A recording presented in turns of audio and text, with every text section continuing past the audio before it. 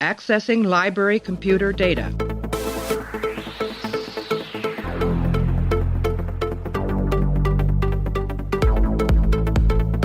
Out there are no saints. Just people.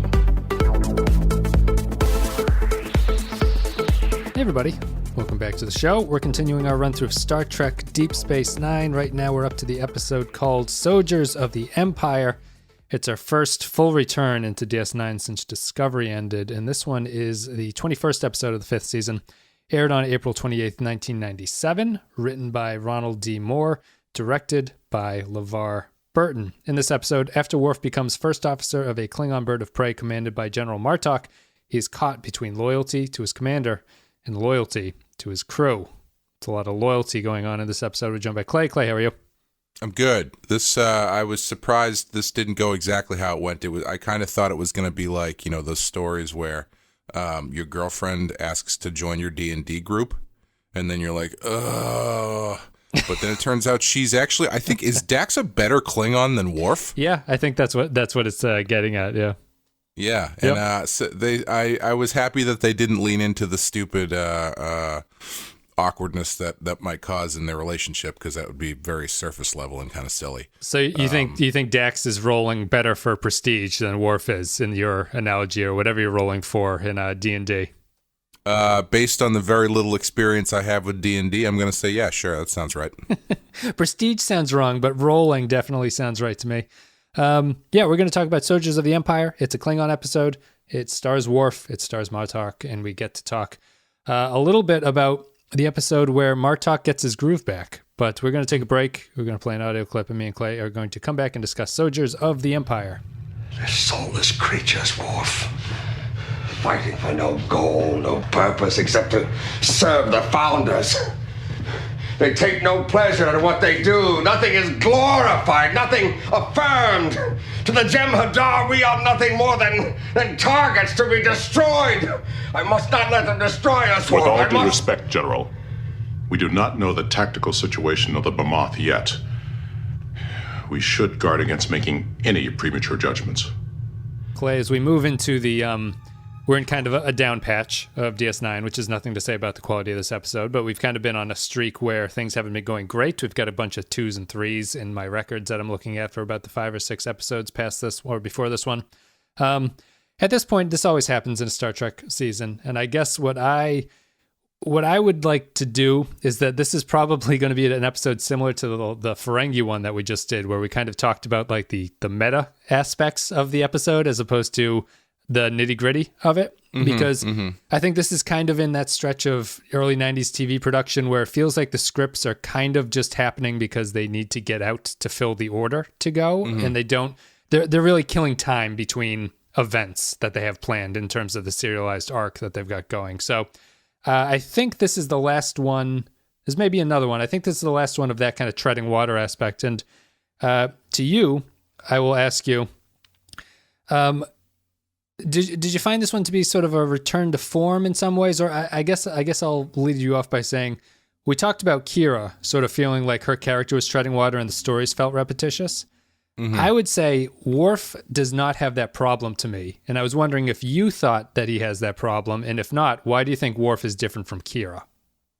I didn't feel like he had that problem specifically in this episode because he didn't involve like a long lost brother that he had to come to terms with. His treading water episodes tend to involve his family and his place in the Empire, and this didn't really have that. Like nobody even brought it up on the ship. No, it was about other Klingons' place in the Empire. Yeah, especially those 2 Klingons who were just like over it, they were my favorite Klingons who would just every time Martok would say something, like the one guy would do that like passive aggressive spin in his chair and just begging your pardon, sir. Yeah, that was great. I've never seen a passive aggressive Klingon before. Maybe that's a whole subset of the species where it's like, you know, they have the ones who are all about actual aggression, the other ones who are just all about going like, yeah, you would do that, wouldn't you? Right. Passive aggression is still aggression, I guess, definitionally. Yeah. Yes. Yeah. But yeah, no, I thought it was good. I thought he Worf played a role that he hasn't really played before to this extent, I think. Yeah, usually when you have Klingon episodes, he's pretty front and center, and this one he is kind of aside. I don't think he's in it even as much as Dax is, frankly. No. And I think that in a way, they are only there. I know that Worf serves a purpose, but in a way, they are really only there to give the viewers an insight into what's going on this Klingon ship. You know what I mean? Like, yeah. Worf does act and cause Martok to realize, his place. And like Worf sort of shakes Martok at the end of it and says, like, get a grip, man. And Martok does do that.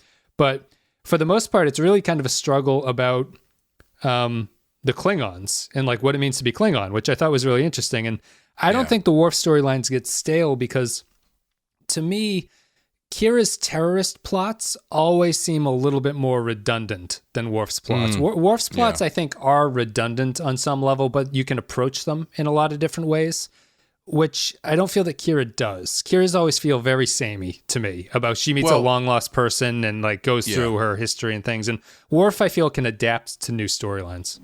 Yeah, I feel like with Worf, you have the benefit of kind of exploring the Klingon thing as a whole, like their society as a whole and all the ins and outs. Whereas with Kira, they haven't really chosen to do that. They just kind of keep coming back to this terrorist thing, which, to be fair, is a big part of her history, but it's not her entire history, and it's not the entire history of the Bajoran people. Right, and it's always been the terrorist through her eyes angle. Like we've met terrorist friends of hers, but we haven't really been engrossed in Bajoran culture the way that the Klingons have. So we don't have the same appreciation, I guess, for it.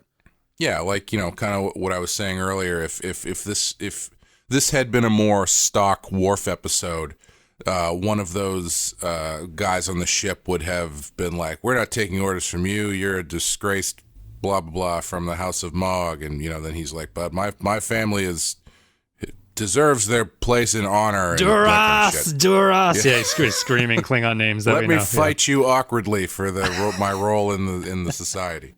They do fight awkwardly in this episode, but for a different reason. For 2 seconds, I was like, "Oh man, maybe Michael Dorn is just better at up close knife fighting." No, he's not.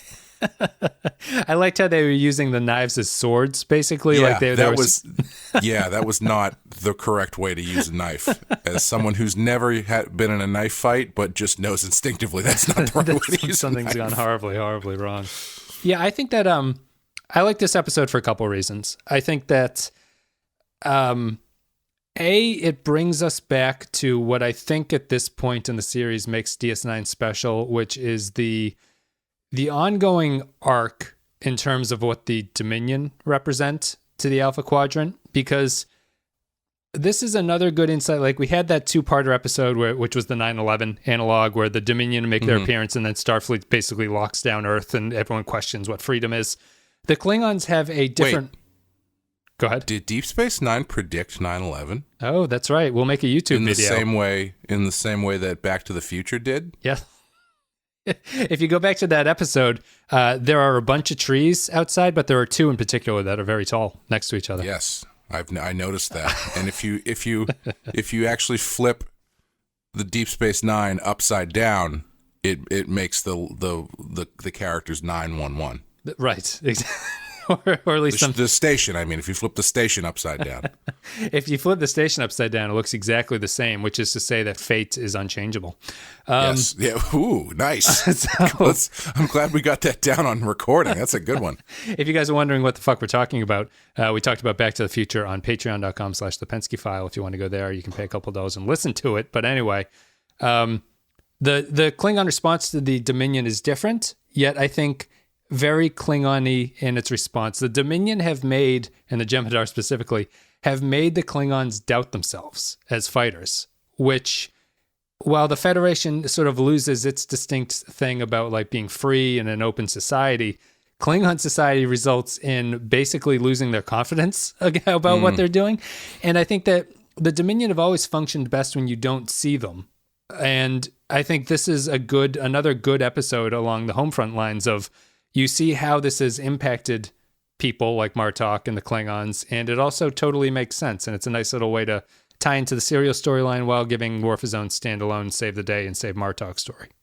Yeah, it's nice because I always got the feeling like as much as the Federation might get the better of the Klingons are always like, yeah, but if it came down to it, I could eat your head. Right. You know, like yeah. if it came down to a one-on-one fight, I would murder you. And they'd be happy dying trying, I guess, either way. Yeah.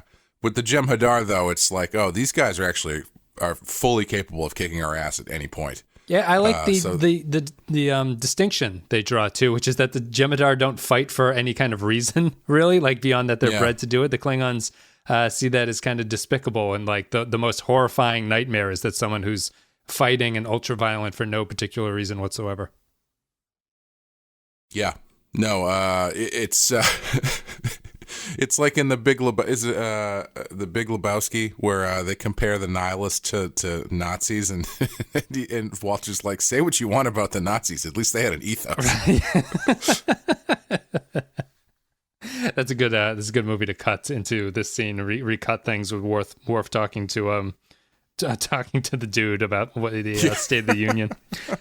I think that the like what I like about the episode, and apparently the major reason that Ron Moore wrote this was that he wanted to show the inner workings of a Klingon ship, I guess. Like that was his drive behind it. But I think he ended up with something more interesting than that. Although I think the episode has a problem in that I understand the conflict about Martok and like the crew and how everyone feels about it. I feel the episode's missing a little bit of drama in terms of putting Worf and Dax in some kind of peril that we should care about, because I don't like, I'd be sad if Martok lost his job, but it ultimately would feel like Worf and Dax were just kind of along for a ride in something that they had no stakes in. Yeah. Well, yeah, I mean, they leave right before they go into battle. I mean, Worf gets stabbed, but still, like both the first officer and the science officer both leave, and I assume they don't come back. They just, at least Worf doesn't probably. He just hangs out in sickbay, I guess. Yeah. But yeah. There's not really any inherent danger to put them in. I guess you could say that the danger they're in is the danger of the crew. Mutinying. Yeah, mutineering. Becoming mutinous. Yeah, becoming mutinous. Mutinizing. Circle around that one. I never get a sense of that, though. I don't get I don't feel that. I could sort of intellectually understand that, but I don't really get the sense that that's the problem. Yeah, they don't really get that across super well. Like, I mean, they get it across in that you know that it is an issue, but they don't really lean into it as being something that is. You get these characters walking around going, the tension on this ship is intense, and then they cut to the rest of the ship, and like that one dude's just like picking his nose, right, and the other guy's like playing Tetris. They're kind of jokers of Klingons, yeah. It's like, okay, I mean, you're telling me that the tension is super high, but I'm not really seeing that. They're not showing it to me. They're not doing it through any sort of like Das Boot style filmmaking or anything. It's just kind of like people talking about it, and then even it actually kind of to the point where it kind of confused me a little bit, because what is it when Martok comes? Is it when Worf calls the red alert and then Martok comes back on?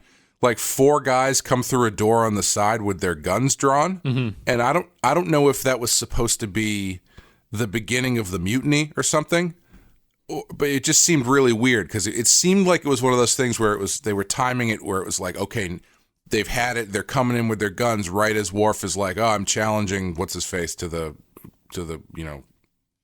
honor fight. Yeah. And then it's like they come in and they're like, oh, well, okay, that's fine. I guess I'll put these guns away. So if that's what that was supposed to be, it was not very. That high point of tension did not really track for me. No, you're actually 100% right, because there's a comment from Ron Moore on Memory Alpha about that. Apparently, in that scene, there's a cutaway to Dax typing on her board or her console or whatever. In the script, she's sending a message to those guys to come up. Oh.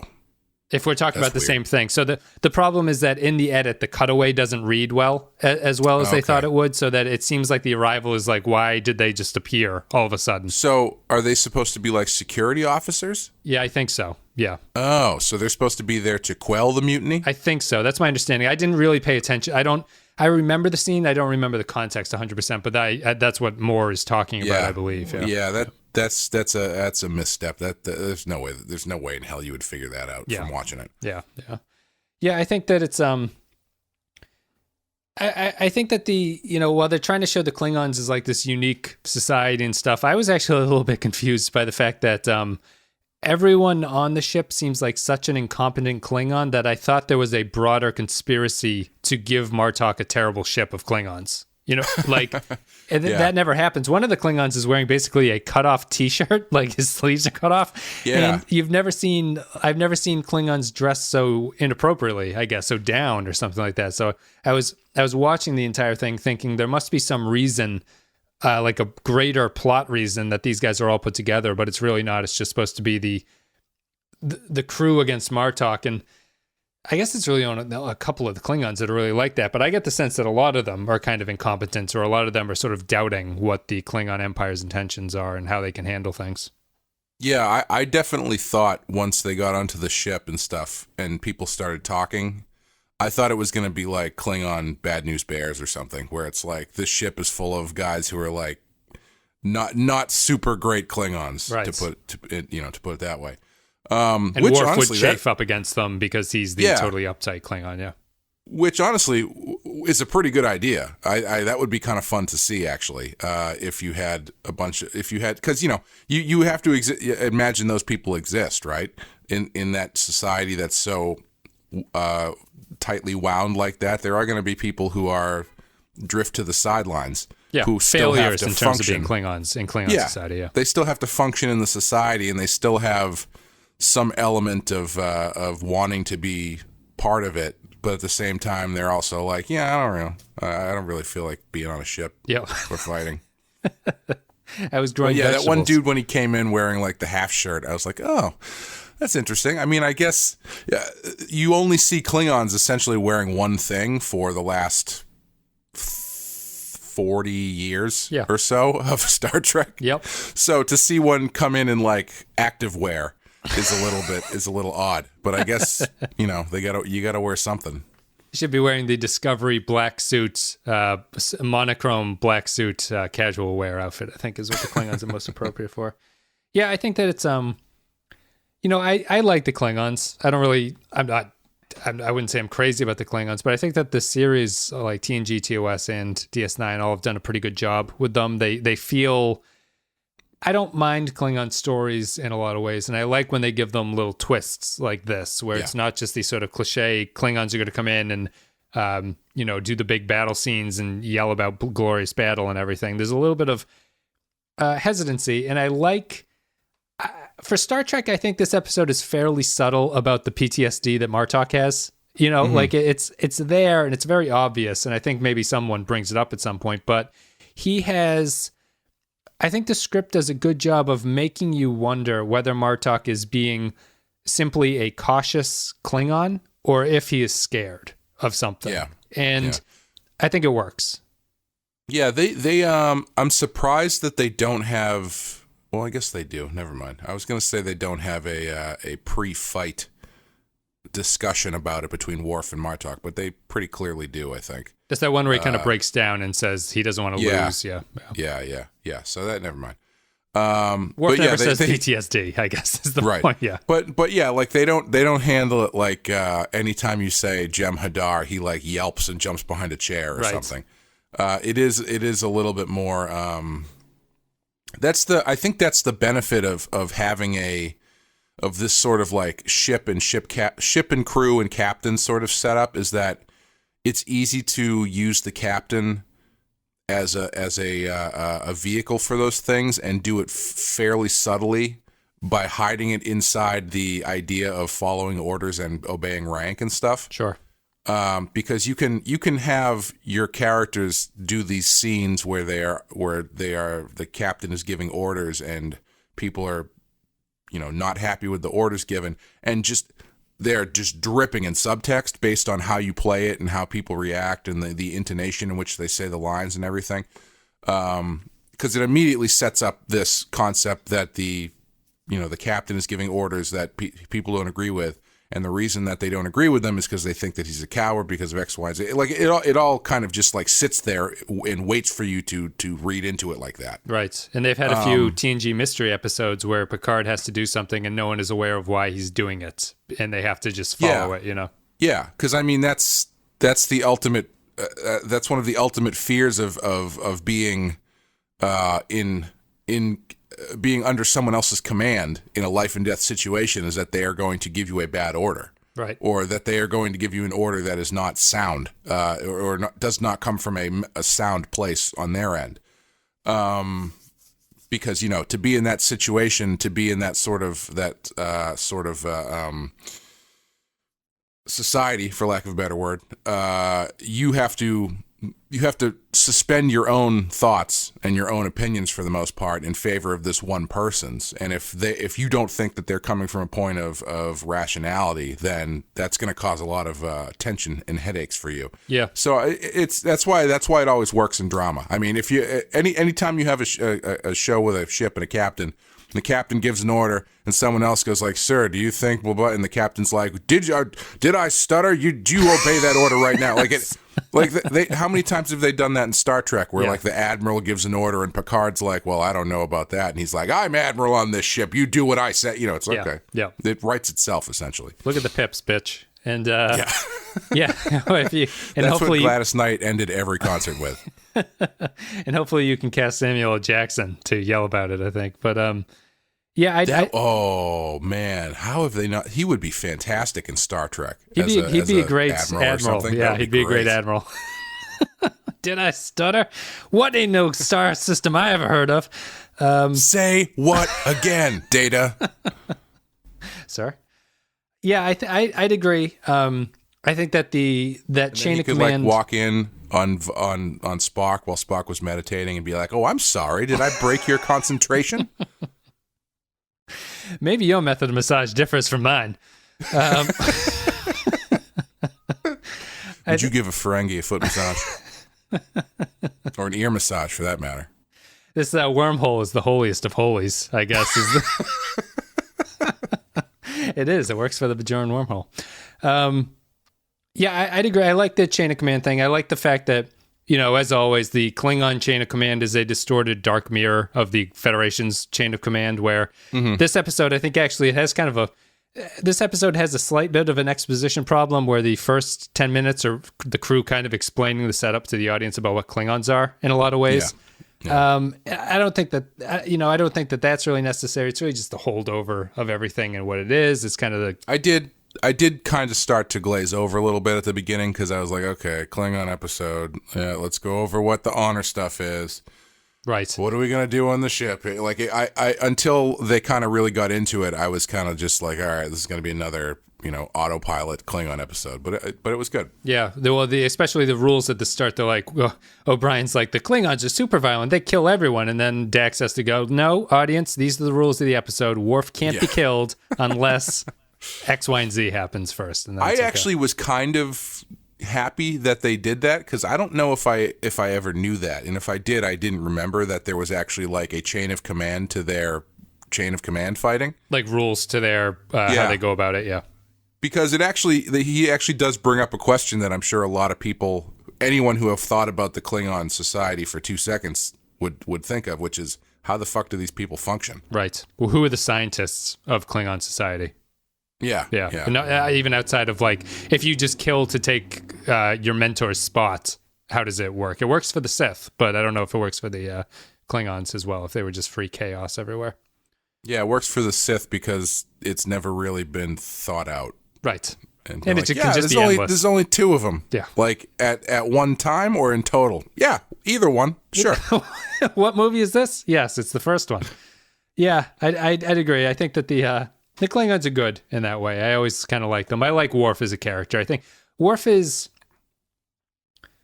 I did this to you on the music video podcast we just did for AC/DC's Big Gun. Star Trek characters. Is Worf a top 10 Star Trek character? Out of like every series? Out of everybody, yeah. I would say if he's not, he's just outside it. Okay. Because, yeah, I mean, I think he is very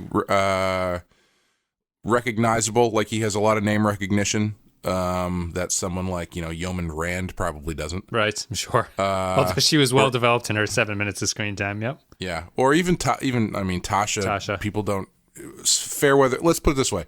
I would say Fairweather fans or people who only have a passing knowledge of Star Trek would probably recognize Worf before they would recognize a lot of people. Yeah. Worf to me sits in this strange spot of he's super important to me. He's across multiple series and movies, right? He is like the most appearances out of any character or something, probably. He has a lot of storylines and arcs. He has like very identifiable only Worf storylines and only Worf applicable sort of themes. However, I'd have a hard time putting him near the top. Like I think I would say top 5, if not top 5. He's just outside of top 5, I guess. Yeah. But for some reason, even though I really like Worf, he's not like the sexy pick for me. I'd have a hard time ranking him that high, and I'm not really sure why. Yeah, he's got a lot of good stuff, and I think Deep Space Nine goes a long way to actually bump him up on that list.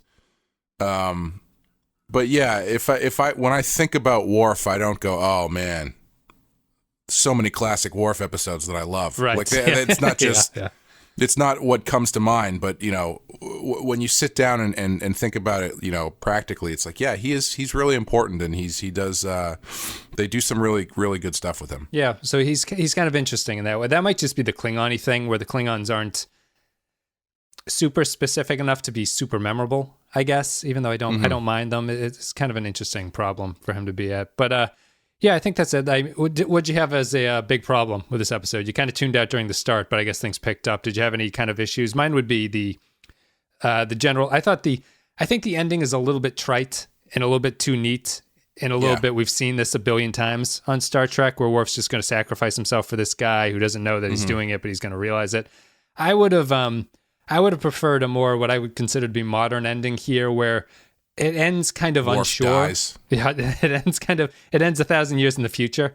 I would have thought that maybe it ended better, where there was they never really resolved the tension between Martok and his crew. Like they get out of the situation, but not restoring Martok, I think, would go a long way to building that character. And it feels like a very minor problem for Martok to have if he can just flip the switch at the end of it. I would have preferred they stretched it out a little ways, at least in a modern sense.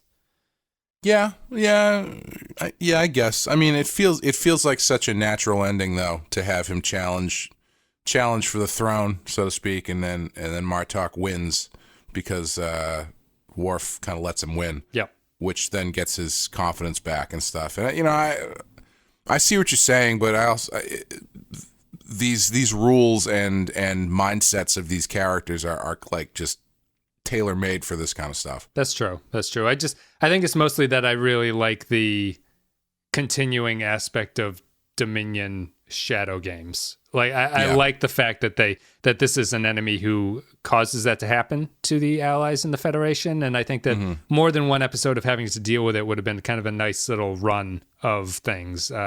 And so that's to say that it doesn't really happen. Although I like it in terms of just this one episode, I think it's totally fine. Yeah, I mean, I could have gone for, I don't know, you probably don't need it, but it might have been interesting to see a little bit more of their approach to the battle at the end, to see if he's if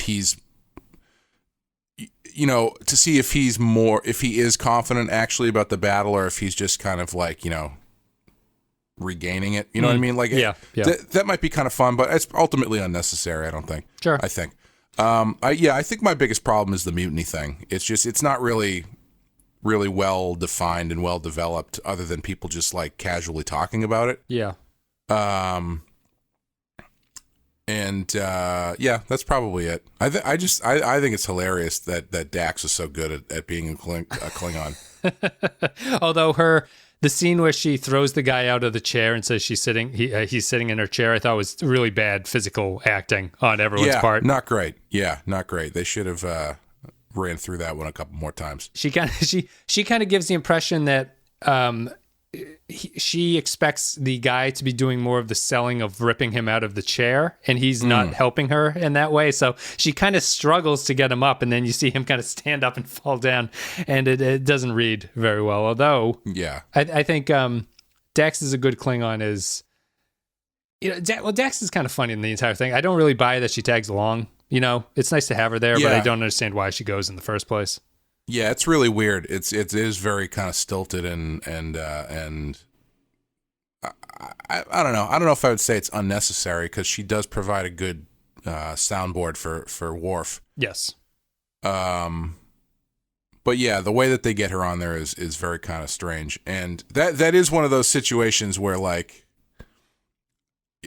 you feel like. I'm surprised that I am legitimately surprised they didn't play more into the idea of like, Worf is going off and gonna go hang with his buddies, and then his girlfriend is like, no, I'm gonna come too. Right. Yeah. And he's like, but I feel. Let's put it this way: when I started playing D&D, we were picking different. We were trying to alternate houses and stuff.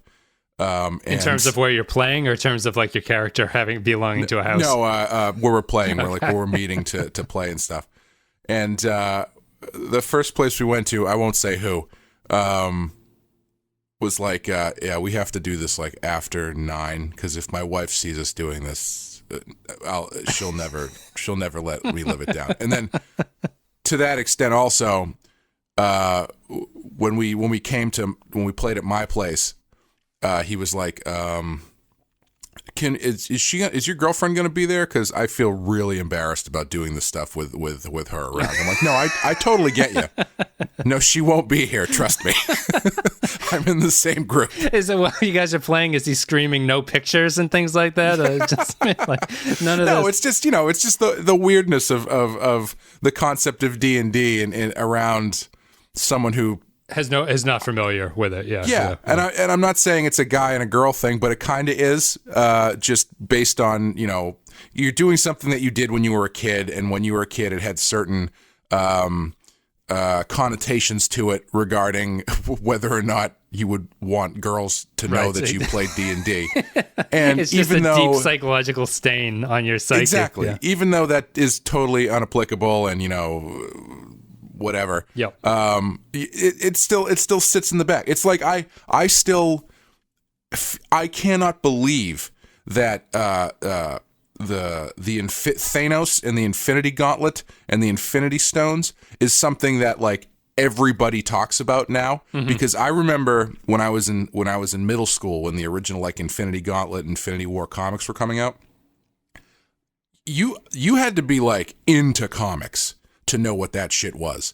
And I can guarantee you, if you spoke those words to anyone that you knew at like school, let alone someone of the opposite sex, you would be labeled as the biggest nerd or just like looked at very strangely. Hush tones in the lockers. Yeah, hush tones. Because that's just the way it works when you're a kid. Yeah. So when I go to like family gatherings and my girlfriend's 13-year-old cousin Anne is telling me her theories about the Infinity Gauntlet, I'm like, dude, you have no idea how much this is messing with me right now. Although, you could go again, not to sound too weird, but it's just like it is a strange mindset shift where you could theoretically, if you were single, go to a bar and strike up a conversation with a girl at the bar about the Infinity Gauntlet, and there's like a 75 to 80% chance she would actively engage you in that conversation. Yeah, that she's seen the movie, basically, at this point. Yeah. Yeah, I would I totally agree. I think that's totally true. I would broaden it, I suppose. Like I had this weird, I think that this is kind of related. Like I got this new job, right? And so when I started, they had me, they send out like a departmental newsletter, and they want like new hires to put a little blurb about themselves. So they're like, tell us about yourselves and what you like to do. And I've never been able to do that without feeling like I'm a huge piece of shit. Like there's no way to write down what I do and what I enjoy doing without sounding like, wow, this is the lamest stuff that I'm into. Mm-hmm. And I think that must be a universal thing. Like, you could be president of the United States and write it, and you'd still come across as kind of an idiot on some level. Yeah. It's just a weird, like a hyper awareness of feeling very protective about what you like to do. And even if everyone else is okay with it, you still feel weird about bringing it up. No, dude, I know what you're talking about. I still feel like I'm mentally wedging myself every time I say that I have a podcast that I do. Yeah. That's true. Let alone multiple. Yeah. Well, the podcast is funny because it's like, in the brief time we've been doing this, podcast started as ultra sort of nerdy thing, and now it's just into, everyone's like, yeah, I've got 10 podcasts. What are you talking about? Like, everyone's got a podcast at this point, so we've kind of crossed the threshold. What's the joke now? What do you call two white guys talking to each other, and you call it a podcast? Yeah, and no, don't get me wrong. I am super glad that all of this stuff that I was loved and felt ashamed about liking when I was a kid is now like public knowledge, and everybody's into it. That's great. I love it. No, it's just it is a weird mindset to have to like shift back. Yes, which is why I need something else to be ashamed about liking, which is why I took up wrestling. Right, ASMR. There you go. So, even wrestling. I mean, a lot of people, different people love wrestling. It's great. Love it. Well, yeah, because it's aged out of the. No one says it's fake anymore. It's aged out of that. Some people do, and those people just are a pain in the ass. Are they young? I would say old people. Very old people might say that. Like my parents. Older people do it. Murphy does it all the time. Like, he can't wrap his mind around wrestling. He's like, it's fake. I'm like, Jesus fucking Christ. Yeah. Yes. You know what else? I mean, Lord of the Rings is fake too, and so are the fights that happen in every TV show or movie you've ever watched. It's the same thing as that. It's true. Yeah. All these soap operas are not any different from each other. Well, we're all Days of Our Lives is fake, right? We're all under the house of nerdy Martok at the end of this episode and at this point in 2019. So we're going to take a break. Going to play an audio clip. Me and Clay. Also, one more thing before we go.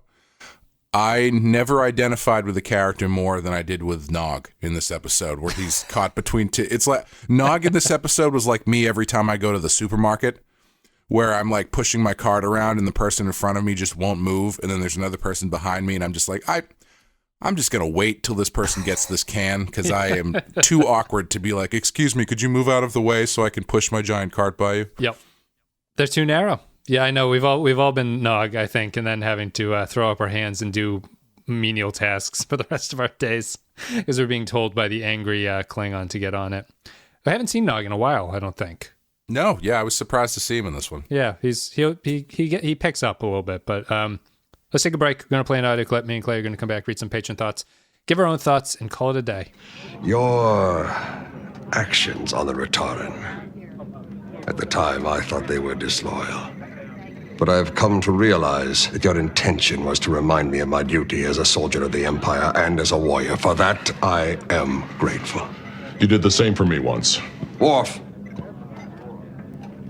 On the bridge, during the fight, when you dropped your guard, how did you know I would not kill you?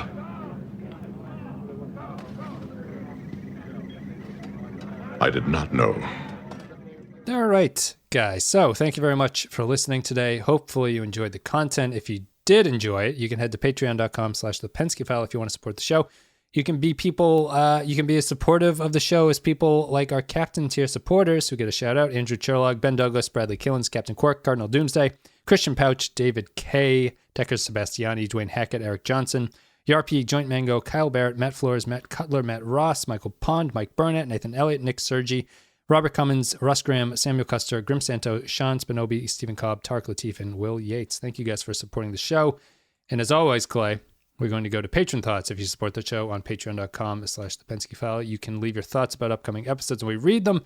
Stephen Cobb says, Soldiers of the Empire, the relationship built in Purgatory Shadow, etc., between Martok and Worf pays off here and illustrates that Klingons are people too. Can't disagree with that. Andrew Cherlog comes in hot. In my opinion, the weakest episode of the 5th season, as we not only get to see Worf regress from the man we saw a few episodes before, but the episode itself does nothing except point to the Dax-Worf relationship. This is a You like this episode less than the Ferengi episode? That would be my counter to this. Like, yikes! The Ferengi one sticks out to me as pretty bad. What is the Worf thing that he's saying there? I don't remember what backtrack he thinks the regression. Yeah. What would have been the Worf episode before this? I can check right here. I'll see if there are any that come to mind. People are screaming at it now. Ties of Blood and Water. We had those 2 Ferengi episodes right in a row. Dr. Bashir. Oh, By Inferno's Light, I think. It must be the 2-parter where they are in the prison camp with each other. Oh. Yeah, I don't know if I would say he's regressing or anything. I mean, he's helping his buddy out. Did you think that they made that Worf saying that he was thinking about quitting up? I don't really remember that in Purgatory. Oh, is that maybe that's the part he's talking about? Thinking about the part where he was thinking about quitting? I think so. Yeah. Where Purgatory shows Worf as being he's going to battle to the death. And this episode says that actually I was kind of scared, and Martok said it was okay and everything was going to be all right. Yeah, I mean, I don't know why he would need to make that up. Okay. Yeah. Do you think he made it up? No, I mean in terms of I don't think it was present in Purgatory, and I think that they retconned it in this episode. Oh, I thought you meant like, did he make it up when he was telling? No, I believe that as of this episode, that is canon. That Worf doubted himself during that fight. Yeah, they probably made it up for this. Yeah. Which, whatever. Doesn't really bother me. No, it doesn't bother me too much. Zamluka Wessel says, Soldiers of the Empire seems very right that Dax fits in as a Klingon better than Worf does, and that while Worf does remind the Klingon crew of what they aspire to be, they achieve it and celebrate without him. That's a good point, yeah. I do like the fact that the Klingons drink their wine out of open barrels. I like that touch. I think that's nice. Yeah, it's incredibly unsanitary. Yes, but filthy, disgusting. Yeah. Soldiers of the Empire from Holly McLaughlin. Martok. Hey, do you actually? You know what would be great if there was a Klingon custom that the lowest person on the roster or whatever, the chain, had to take the first cup of wine every evening, because that's the one that breaks the surface that's probably covered with shit. He's got to test the tap lines on the keg and everything. I think.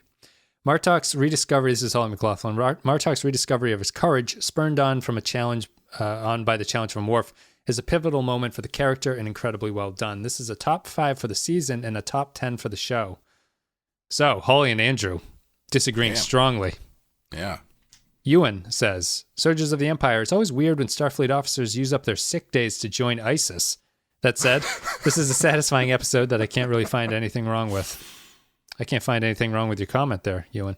Norman Buckwald says, made me truly like the real Martok, who from then on definitely became one of my favorite Star Trek characters. Glad to see that, yes, even Klingons can suffer from PTSD.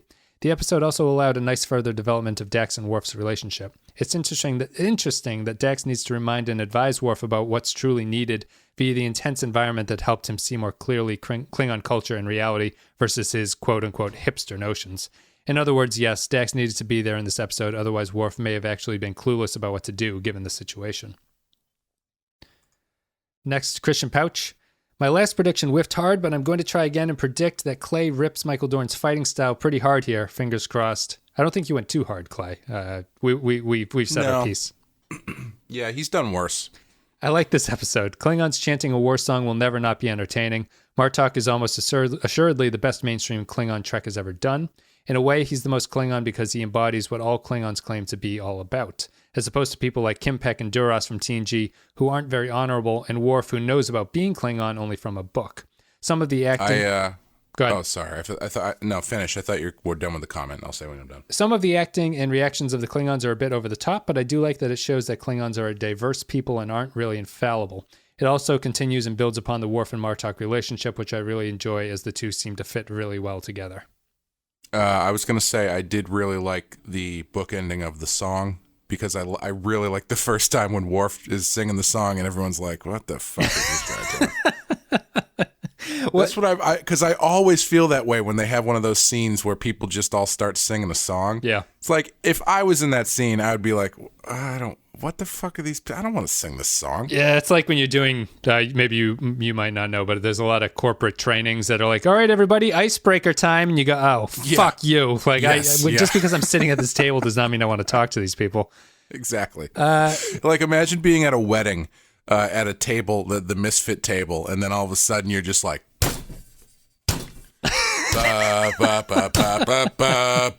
and then you're like, everyone's just joining in with you. Matt Ross says, Klingon PTSD or caution? Klingons do not act cautiously. Looking forward to Clay riffing on Worf's fake fighting, the over-the-top talking, and the Klingon missing his sleeves headed to a Headbangers concert. Anyway, an enjoyable story of a commander trying to regain his confidence and whip a defeated crew into shape. The annoyed crew seemed particularly pretty accurate of its feelings with their Klingon snark and actions I felt were well played. I'm glad Dax was not the main focus, a Kane mutiny Klingon style. It was cool seeing a D7 and the fact that the Klingons had to sneak around to avoid a conflict. Worf's solution was very Klingon, and as usual, this did not tie the crew all together. A fun story with a Klingon flourish. I'm sad they didn't do the Discovery thing and have them go, look, the D7. We, whose blood has been shed across the Kronos. D7. The D7, everybody. Yep, that's right. What a terrible name for a ship. Kalis will bless you as you come from Kronos on your brand new D7. It's the weakest part. They definitely didn't get the translation right there. Kyle Barrett, final comment. Soldiers of the Empire. A terrific Martok and Worf story, and Dax is at her best when interacting with the Klingons. This episode suffers the most from not having the show in HD, with the low lighting and SD making everything seem foggy and hard to make out. Oh, is that a sick callback to the Game of Thrones third episode, Kyle, right there? Oh, yeah, because nobody knows how to work their TVs. I love that. It's like the Battle of Winterfell all over again. It's also... Oh, Jesus, he did write this after that. Oh, you stepped on his joke. I did. Dickhead. I'm sorry, Kyle. So I'll try to edit that out, but I probably won't. It's like the Battle of Winterfell all over again. It's also nice to finally have an episode that points out how stupid it is to have the carpet in sickbay. Yeah, I was thinking that too. That's disgusting. Cleaning tech has come a long way. Why would you ever put carpet in the fucking sickbay? I went to Washington, D.C. a couple years ago, and we were taking the train into the city from the suburbs.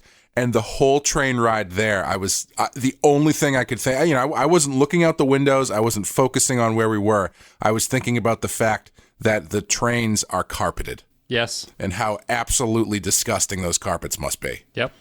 Yep, those are the super industrial carpets that maybe they don't even absorb anything. They're basically like steel carpet fabric or whatever. But yeah, it's I don't know. It didn't feel like that kind of carpet. It felt like regular carpet to me. And interesting. It was gross. Well, I don't know how often they change them or clean them, but God bless the person who has that job. Thank you, patrons, for supporting the show, and thank you for leaving your comments. Clay, on a scale of 1 to 5, what are you going to give Soldiers of the Empire? Yeah, I guess a 3, I guess. Okay. I don't know. It's really getting tough to rate some of these, for reasons that we've gone over a million times. I don't know if it's a 4. It's definitely not a 5. I don't think it's a 4. So I think it would be a 4 if the mutiny stuff was better. Yeah. If they really leaned into that and really got across this level of tension on the ship and everything, I think that it would bring it into a 4. So I'm going to say high 3. Okay. I'm going to say low 4, because I really like I like it when the show loops back and ties into the arc that's going on in the background. I like when they do world building like that. I think this is a pretty good way to go about it. I think it's a weak 4 because I don't really like the ending all that much, and a lot of the setup feels kind of clumsy, and I don't think it's a perfectly plotted episode. Alistair's yelling in the background about his agreement, but I think that I think it's a weak 4. I enjoy it. I like what it's trying to say. I like that it's fleshing out the world and everything, and I think it just has a few problems that kind of hold it back from being even a good 4, but that's what I will go with. That's why you love that episode that's just 40 minutes of Bashir having the stomach flu, because that one part where O'Brien comes in and he says, so the Dominion's back, and he's like, oh, great, and then he leaves. That's 100%. We also gave the Ferengi episode a 3, so I feel I have to correct it a little bit there. Yeah. So yeah. You've already said 3. We got to have a little bit of separation on us. I said high 3. That's fine. High 3 from Clay, low 4 from me. That's it for Soldiers of the Empire. Thank you, everybody, for listening. If you want to support the show, social media is all down below: Facebook, Twitter, Discord. Join patreon.com/thepenskyfile. I'll say it for the 17th time. If you want to go there and support the show, it's much appreciated. There's PayPal link down below. There's a t-shirt from Teespring link down below. And then I think that's pretty much it. Recommend the show when you can, if you can. If someone's looking for a Star Trek podcast and you feel unashamedly that you can announce in public that you listen to a Star Trek podcast, you can tell that person and not feel bad about it. Clay, do you have anything you want to say? When's this go out? All right. That's it. Wait. When does this episode come out? Oh, I the audio must have cut there. I thought you just yelled "go out." Oh, sorry. This episode goes out tomorrow, which is Thursday. Okay. Well, if you're in the Maine area, Portland, Maine, I'll be at Coast City Comics for Free Comic Book Day. And if you're not in the Maine area, this Saturday is Free Comic Book Day. So go down to your local comic store. If you've never been to a comic book store before, it's a great time to go. They do all sorts of different promotions. A lot of places have artists doing sketches and selling stuff, and you can walk in and get some free comics. Cool. Interesting. You literally get a free comic? Yeah. Yep. All the companies sent, well, not all of them, but a good chunk of the companies send out stuff specifically for the day to give out for free. They're usually like samplers or like first issues of stuff. So it's a good excuse if you've ever wanted to get into comics or see what it's all about, but you don't know where to start. Free Comic Book Day is a perfect day to do it. Yeah. Well, that's entertainment right there. I think we're done here. Guys, thank you very much for listening. Thank you for supporting the show. And we'll be back with Children of Time as our next episode. All right. Thanks very much. See you later.